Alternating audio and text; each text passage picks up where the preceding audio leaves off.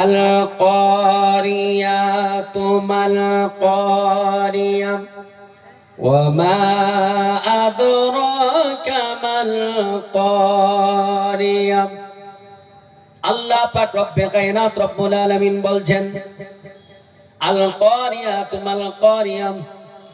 আল্লাহ বললেন জগতের মানুষদের ডাক দিয়ে আল্লাহ বলছেন, এ পৃথিবীর জমিনের মানব, তোমরা কি জানো ক্বারিয়াটা কি? ক্বারিয়াটা কি তোমরা কি জানো? আল্লাহ প্রশ্ন করছেন, ওয়া মা আদরাকা মাল ক্বারিয়া।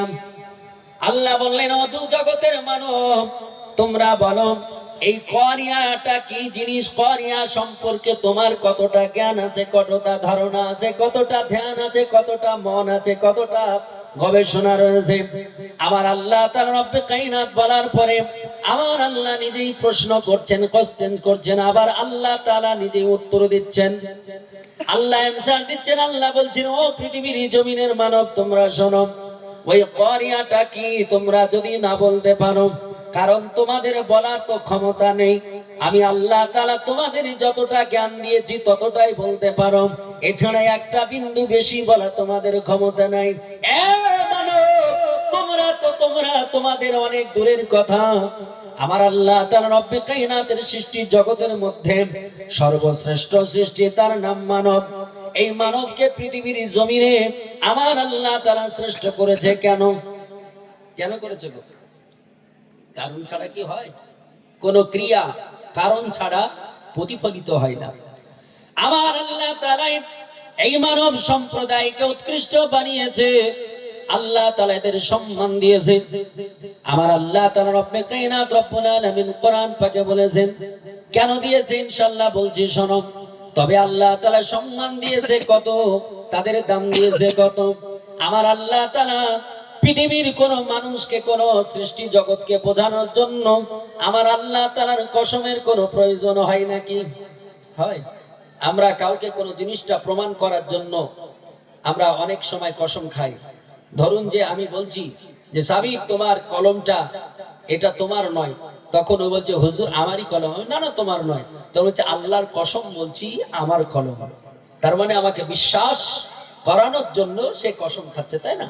কিন্তু আল্লাহ পাক রব্বে কায়নাতের কসম খাওয়ার তো প্রয়োজন নেই যে কাউকে বিশ্বাস করাতে হবে, আছে নাকি? নাই। কিন্তু আমার আল্লাহ তাআলা কসম খাচ্ছেন। আমার আল্লাহ তাআলা আপনার ও আমার সম্পর্কে বলতে গিয়ে আল্লাহ বলছেন, আল্লাহ বলেন, ওয়াত্তিনি ওয়াজ্জাইতুনি ওয়া তুরি সিন ওয়া হাজাল বালাদিল আমিন। আমার আল্লাহ বলছেন, ওয়াত্তিন, আমি আঞ্জির ফলের কসম দিয়ে বলতেছি। আপনি বলবেন আঞ্জির ফলটা কি? আরব ভূখণ্ডের একটি বিখ্যাত ফল যার নাম হলো আঞ্জির। এই আঞ্জিরটা হলো আমাদের দেশে ডুমুর যেমন দেখতে মনে হয়, ডুমুর যেমন একটি ফল, এই ডুমুর আকৃতি একটি ফল যার নাম হলো আঞ্জির। এই আঞ্জির ফলটা আমার আল্লাহ তাআলা কোরআন পাকে তার নাম দিয়েছেন। আঞ্জির ফলটাই এমনই একটা ফল, আঞ্জির ফল যদি দুনিয়ার কোন মুসলমান বা অমুসলমান, পৃথিবীর কোন মানুষ যদি দৈনন্দিন খায়, আপনি শুনে রেখে দিন, পৃথিবীর কোন ফলে এত যৌবন শক্তি নেই যত শক্তি আমার আল্লাহ তাআলা আঞ্জির ফলে রেখেছে। পৃথিবীর জমিনের মানব কান খুলে শোনো, এই আঞ্জির ফলের গুরুত্ব আল্লাহ তাআলা কত দিয়েছে। আমরা গ্যাস গ্যাস গ্যাস গ্যাস করে সব মরে যাই, বলে আমরা গ্যাসে সব শেষ হয়ে যায়। দুনিয়ার মানুষ, প্রতিদিন যদি তুমি সকাল বেলায় একটা করে আঞ্জির ফল খেতে পারো, তোমার গ্যাসের নাম কোনোদিন নিতে হবে না। সুবহানাল্লাহ, সুবহানাল্লাহ। যাকে তাকে কি আল্লাহ কোরআনে দেবে নাকি জায়গা? অনেক কথা আছে, তো আমি ওদিকে যাচ্ছি না। আল্লাহ বলছেন আঞ্জির ফলের কসম দিয়ে বলছি, ডুমুর আকৃতি ফলের কসম দিয়ে আল্লাহ বললেন। আল্লাহ বলছেন আজ-জাইতুন, আমি জাইতুনের কসম দিয়ে বলি। জাইতুনটা কি? আরবের একটি বিখ্যাত একটি গাছ যার নাম হলো জাইতুন। এই জাইতুন গাছটা এত গুরুত্বপূর্ণ গাছ। ও পৃথিবীর জমিনের মুসলমান, আমরা টুথপেস্ট ব্যবহার করি, আমরা কত রকমের পেস্ট ব্যবহার করি, তারপরে আমাদের দাঁত উঠাতে হয় কি হয় না? আমাকে তো আমার ডাক্তার বলেছে আপনার দাঁত খারাপ হয়ে গেছে, সিল করতে হবে, বুঝলেন কিনা? মুসলমান শোনো, আজ আজকে এত দামি কোম্পানির, ব্র্যান্ডেড কোম্পানির পেস্ট ব্যবহার করার পরও আমাদের দাঁতগুলো খারাপ হয় কিনা? কিন্তু শোনো, আমার আল্লাহ তাআলা যেই গাছটার কথা কোরআনে বলেছেন, এই জাইতুন গাছের ডাল যদি ভেঙে, জাইতুন গাছের যদি ডাল দিয়ে কেউ মেশওয়াক করে, দাতুন করে, দৈনন্দিন প্রতিদিন যদি মেশওয়াক করে, আপনাকে 100তে আমি 200% গ্যারান্টি দিতে পারি, মরণের আগ পর্যন্ত আপনার দাঁত খারাপ হবে না। সুবহানাল্লাহ, সুবহানাল্লাহ। আর আপনার পেস্ট লাগবে না। জাইতুন এমন একটি গাছ, যে গাছের দাতুন যখন করবেন হালকা হালকা ফানা হবে, বিনা পেস্টে। বুঝছেন কিনা? আমরা প্রায় মানুষ বলছি কোমরে ব্যথা, হাতে ব্যথা, বুকে ব্যথা, ব্যথা ব্যথা করছে কিনা? আল্লাহ তাআলা যে জাইতুন তৈরি করেছেন, এই জাইতুনের তেল যদি আপনি ব্যবহার করেন, ব্যথাকৃত জায়গায় যদি তেল লাগান, আমার আল্লাহ তাআলা ওই গাছের এত গুণ দিয়েছে, ওই গাছের বীজের তেলে আপনার ওই ব্যথাকে দূরীভূত করে দেবে। সুবহানাল্লাহ, মাশাআল্লাহ। আয়ুর্বেদিক যারা চিকিৎসা করে তারা ওই তেলটা বিক্রি করে, কত আপনার দাম জিজ্ঞেস করবেন, খুব দামি।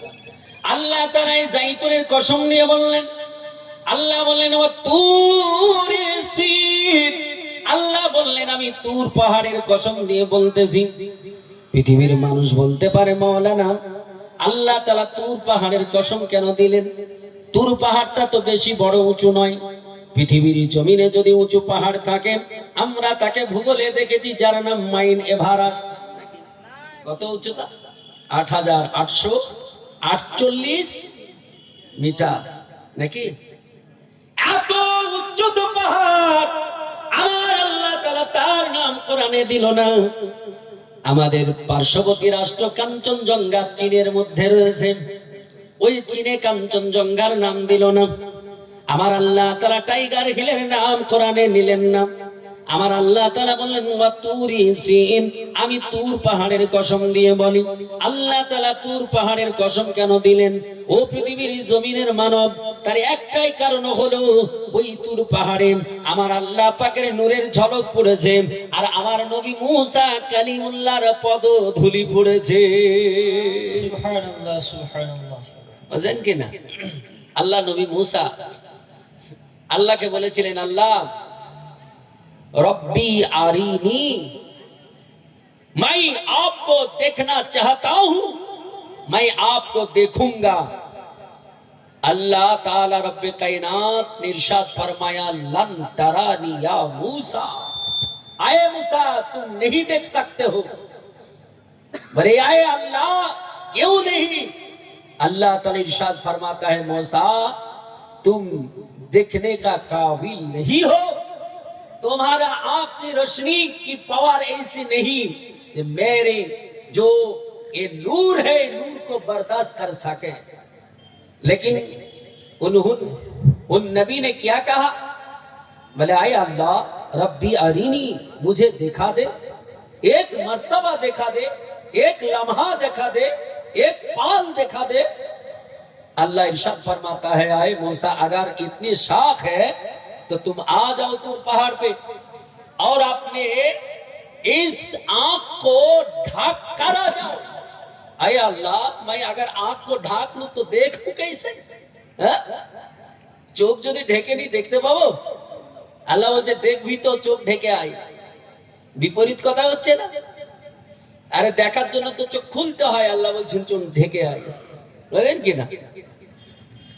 আল্লাহ নবী মুসা তিনি চোখ ঢেকেই গেলেন, চোখে পট্টি লাগিয়ে গেলেন, কারণ আল্লাহ পাকের নূর, এই নূরের তাজাল্লি তিনি সহ্য করতে পারবেন না। যখন গেলেন আল্লাহ একবার নূরের ঝলক দিলেন, এক নূরের ঝলকে ওই পাথরের তৈরি পাহাড়টা এখন পর্যন্ত পুড়ে সুরমায় পরিণত হয়ে রয়েছে। বলে সুবহানাল্লাহ, সুবহানাল্লাহ। আমার আল্লাহ বলেন ওয়াহাজাল বালাদিল আমিন, আল্লাহ বললেন আমি ওই শান্তিপূর্ণ শহরের কসম দিয়ে বলি। শান্তিপূর্ণ শহর কোনটা?